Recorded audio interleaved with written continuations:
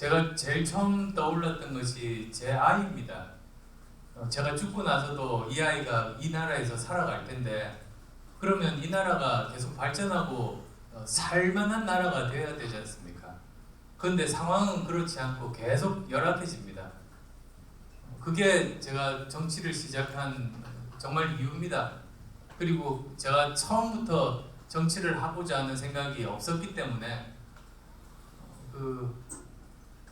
계속 서울대학교 융합과학대학원 대학 원장으로 그냥 외부 여론은 무시하고 제 일만 열심히 했는데 저는 그때 그런 열망이라고 표현하겠습니다.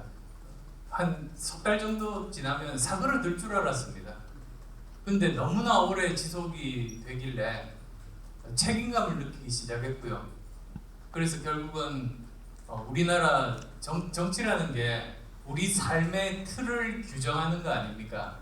근데 이 삶의 틀이 잘못 규정이 되면서 굉장히 많은 사람들이 고통스럽게 마련인데요. 아까 경제 구조의 문제 말씀드렸듯이 그래서 그러면 제가 정치에 대해서는 전혀 모릅니다만 제 몸을 던져서 한번 그 일을 해보자 하고 나선 겁니다.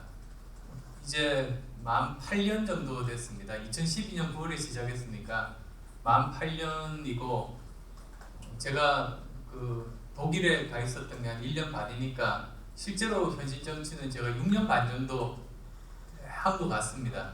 그동안에 여러 가지 시행착오도 있었고 그 다음에 삼김 이래 처음으로 38석 정당을 혼자 힘으로 만들어 보기도 하고 여러 가지 경험이 있습니다만 어쨌든 초심 잃지 않고 하고 있다는 말씀 드리고 싶고요. 두 번째로 기업을 더 크게 만들면 더 좋지 않겠느냐. 사실 제가 그 생각 왜 안 해봤겠습니까? 바로 오늘 지적한 저 문제에 부딪혔습니다. 도저히 우리나라 잘못된 경제 구조, 그러니까 관치 경제와 신자유주의의 최악의 조합인 상황에서는 아무리 발버둥 쳐도 소용이 없는 겁니다. 그래서 제가 CEO 때 칼럼도 썼습니다. 빌 게이츠도 우리나라 오면 실패할 수밖에 없다고. 그래서 저는 그걸 고치는 게 제 개인적으로는 힘든 일이 되더라도 저 후배들 또는 우리 아이들이 새롭게 창업하고 도전할 때 조그만 도움이라도 되지 않을까 싶어서 지금 이 길을 가고 있습니다. 정치 데이터를 저는 믿을 수 있다고 생각합니다. 그리고 그 이유가 정부가 관리 능력이 떨어집니다. 그래서 그냥 일부러 검사 안 하고 놔뒀다가 나중에 검사하고 이럴 정도의 실력이 안 됩니다. 불행하게도. 그래서 나름대로 저는 최선을 다해서 한 명의 확진자라도 더 발견하려고 노력하고 있다. 그렇게 생각하고요. 문제는 지역 확산, 지역 감염이 굉장히 많다는 겁니다. 그러니까 모르는 사이에 감염이 되는 거죠. 그리고 또 감염자 중에 증상이 나서 검사에서 확진으로 판정받는 경우도 있습니다만 무증상 감염은 자기는 그냥 지나갑니다. 그러면 자기도 모르는 사이에 자기는 괜찮은데 다른 사람한테 감염시키는 거죠. 지금 그 상황입니다. 사실. 그래서 저 최근에 요 며칠을 보면 약간 위태위태합니다. 지금 이게 또 자칫하면 정말 바로 우리가 8월 중순에 경험했듯이 또 막 몇백 명 수준으로 올라갈 수도 있는 지금 분기점 정도인 것 같거든요. 그래서 어쨌든 지금 확진자가 많이 안 나타나게 하는 게 많이 발생하지 않게 하는 게 중요합니다. 한 가지 더 설명드리자면 코로나19 바이러스에 감염된 사람은 아무리 증상이 심하더라도 우리나라 의료진 실력으로 정말 혼신의 힘을 다해서 간호하면 굉장히 많은 사람들을 살릴 수가 있습니다. 전 세계적으로도 그렇습니다. 근데 언제 사망자가 많이 생기는가? 우리나라의 병상 수가 딱 한계가 있죠. 의사 수도 정해져 있습니다. 그래서 우리나라에서 우리나라가 보유한 병상 숫자하고 의사 숫자가 치료할 수 있는 최대 환자 숫자가 정해져 있습니다. 근데 그 숫자를 넘어가면 사망자가 폭증합니다. 고칠 수 있는데 그냥 죽는 거를 그냥 바라보고 있을 수밖에 없는 거죠. 유럽이나 미국이 그렇습니다. 초창기에 그래서 많이 죽었습니다. 고칠 수 있는 실력이 안 되는 게 아니고 그 나라가 고칠 수 있는 환자 수를 넘어버려서. 사회적인 거리두기를 왜 하는가? 그 나라가 고칠 수 있는 환자 숫자 내에서 확진자가 발생하도록 관리하는 게 사회적 거리두기입니다. 그리고 이제 종식되기까지, 백신이 나오기까지 기다리는 거죠. 그래서 한 사람이라도 더 살리려고. 그게 사회적인 거리두기의 개념이다 아시면 좋을 것 같습니다. 기본소득은 저는 기본소득을 언급한 게 지금 바로 포스트 코로나 시대 2022년에 바로 도입하자는 주장이 아닙니다. 지금 기본소득을 도입한 나라가 전 세계에 한 나라도 없습니다. 실험 단계거든요.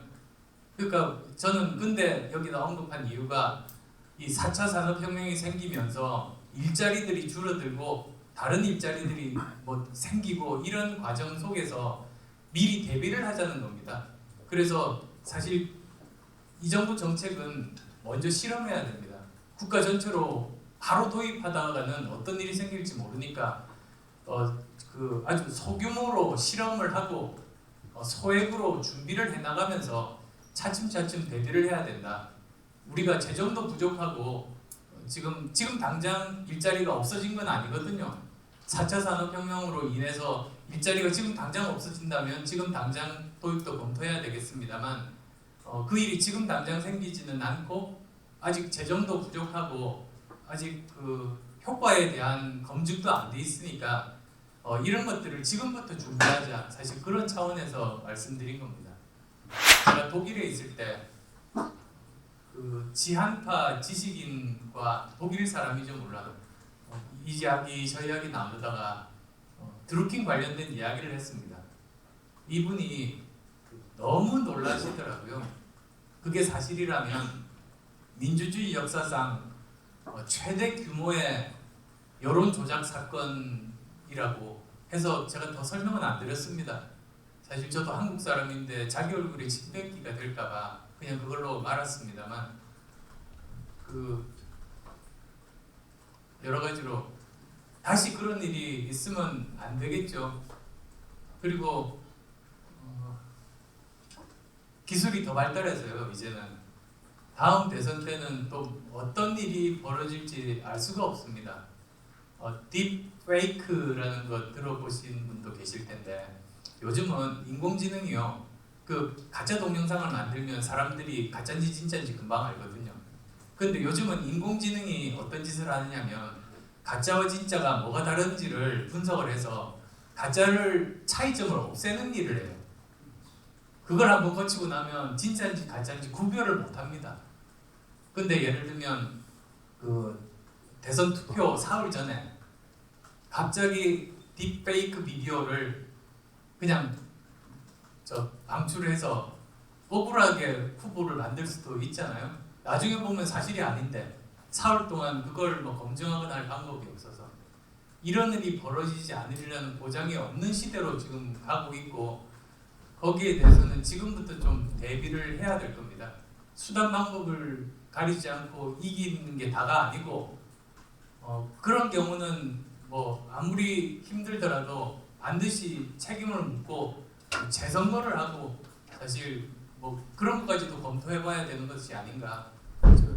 왜냐하면 그 해악이라는 게 더 심해지는 방향으로 가면 안 되니까 그 정도 생각을 가지고 있습니다. 예, 고맙습니다.